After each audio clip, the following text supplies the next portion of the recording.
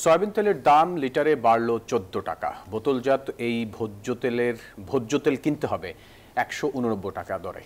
খোলা সয়াবিন তেল ও পাম অয়েলের লিটারে 12 টাকা বেড়ে নির্ধারণ হয়েছে 169 টাকায়।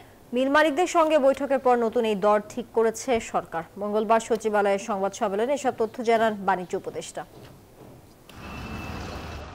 রমজান মাসে মানুষকে সুরক্ষা দিতে জাতীয় রাজস্ব বোর্ড এনবিআর ভোজ্য তেল আমদানিতে শুল্ক অব্যাহতি দিয়েছিল, যা শেষ হয়েছে মার্চ মাসেই। ভোজ্য তেল পরিশোধন কারখানা সমিতির দাবি, শুল্ক অব্যাহতির মেয়াদ শেষ হওয়ায় দাম বাড়াতে হবে।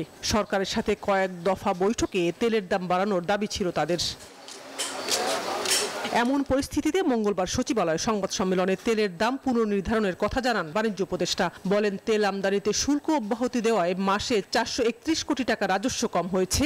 সেই হিসেবে গত 6 মাসে এনবিআর রাজস্ব হারিয়েছে 2586 কোটি টাকা। আমাদের যে ফর্মুলা আসে তাতে তেলের দাম আসে প্রায় 197 টাকা, বাট আমরা শিল্পের সাথে আলোচনার ভিত্তিতে এবং তাদের সাথে একটা সহযোগিতার ভিত্তিতে আমরা 189 টাকায় প্রতি লিটার সয়াবিন তেল আমরা বোতলের ক্ষেত্রে, এবং 20 টাকা কম হচ্ছে আপনার খোলা বাজারের জন্য।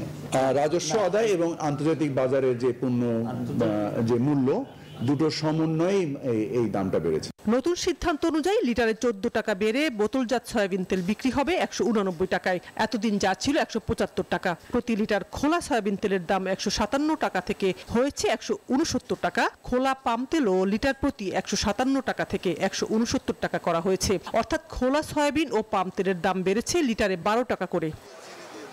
বাধ্য হয়ে তেলের দাম পুনর্নির্ধারণ করতে হয়েছে জানিয়ে বাণিজ্য উপদেষ্টা বলেন, এটা সাময়িক সিদ্ধান্ত।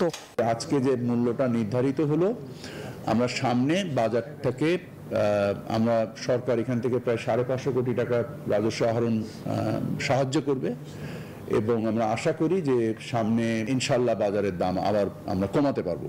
সামনে প্রতিযোগিতার কারণে মূল্য আশা করি ইনশাল্লাহ আমরা এই মূল্য কমাতে পারবো। দাম বাড়ায় বোতলজাত 5 লিটার সয়াবিন তেলের দাম হয়েছে 852 থেকে 922 টাকা। জিনিসপত্রের দাম সহনীয় থাকায় এই দামের প্রভাব মানুষের উপর পড়বে না মনে করেন বাণিজ্য উপদেষ্টা। সকলে সমন্বিতভাবে আমরা কাজ করে বাজার ব্যবস্থাকে একটা স্থিতিশীল রাখার ব্যবস্থা করেছি। শানাজি ইয়াসমিন, নিউজ 24, ঢাকা।